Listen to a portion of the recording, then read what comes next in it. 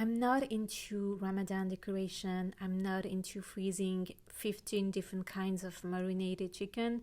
I don't do any of that, and I never have.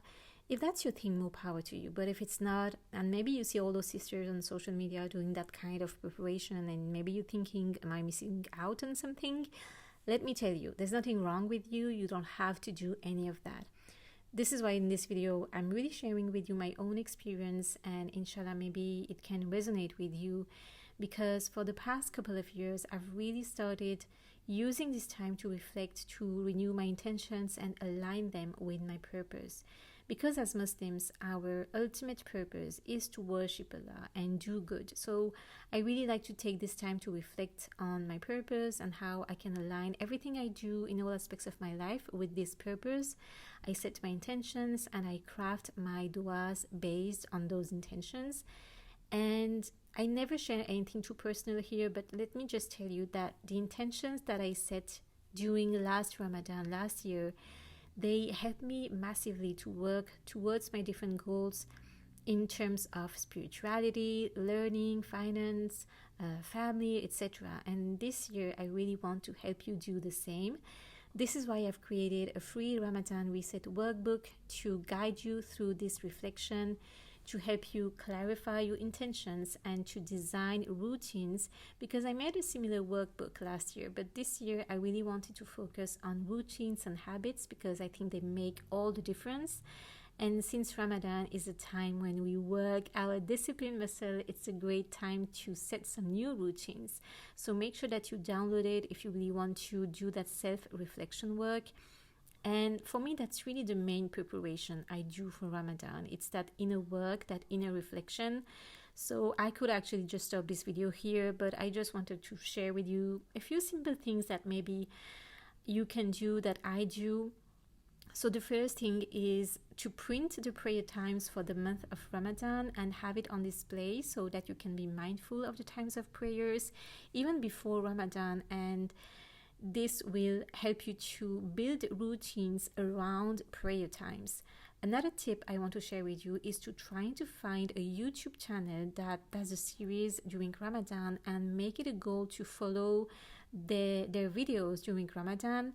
Last year, for example, I followed the daily videos on the Yaqeen Institute channel, and I hope that this year they're doing the same again because they were truly wonderful and I learned so much. And maybe you can watch them as a family, have your kids around so they can learn on the Quran. And on that channel, they only did like 20-25 minutes long videos, so you can totally make time during the day to really connect with the Quran through these videos. You can pick a YouTube channel, and maybe a few days before Ramadan, that's when usually they start making trailers and introducing the Ramadan series. Maybe you can type on the search bar something like Ramadan 2025 series, and I'm sure there will be plenty of options that you can pick from. So in terms of environment, of course you don't need to invest in fancy decoration or what. Spare you money. You can just buy a nice candle, for example. This is what I do. I've taken up this habit recently of reading the Quran with the light of a candle. Just make sure that you don't buy those generic toxic candles. They're very harmful for your health, so do some research. But you can also prepare your environment by decluttering around your house. You can declutter your wardrobe. You can donate some clothes, some toys. You can clean your kitchen, look for healthy recipes for Ramadan because it's a time when your body is detoxing. It's a self-healing process when you fast. And it will be such a shame to waste that regenerative process with food that's not really healthy. And one tip that I can give you is to get some coconut water during Ramadan. It's a great way to get some nutrients and electrolytes during this fasting period. The last thing that I want to share is maybe try to find ways to involve your kids during Ramadan. It can be for house chores, for example, but also in terms of spirituality. And I want to share two things that my son is going to do during Ramadan because I think it's very cool. The first thing is this sadaqah box. It was made from a tea box. You can do some painting on it and just like if you have some stickers around in the house. And the other activity is making this garland that has 30 good deeds on it.